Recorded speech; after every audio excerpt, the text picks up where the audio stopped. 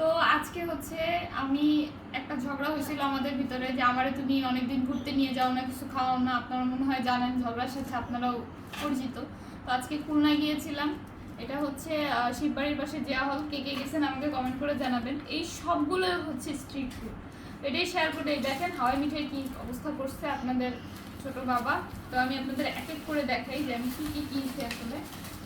এটা হচ্ছে লাইভ মোমো। এখানে তিন রকমের মোমো আছে। সব তো খুলে দেখানো সম্ভব না, কারণ আমি খুলে পরের ভিডিওতে দেখাবো, ভিডিওটা বড় হয়ে যাবে। এখানে আছে দুই রকমের মোমো। একটা হচ্ছে ক্লাসিক চিকেন মোমো আর একটা হচ্ছে আচারি মোমো।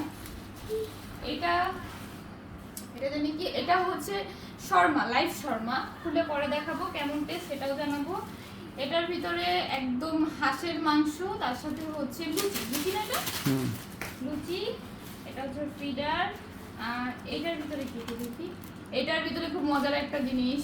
এটার ভিতরে হচ্ছে স্কুইড, যেটা কুয়াকাটায় আমি গেলে খুব বেশি বেশি খাই। এরপরে এটা হচ্ছে একটা মোমো, এটা হচ্ছে আচারি মোমো, এটা আরেক জায়গা থেকে নেওয়া।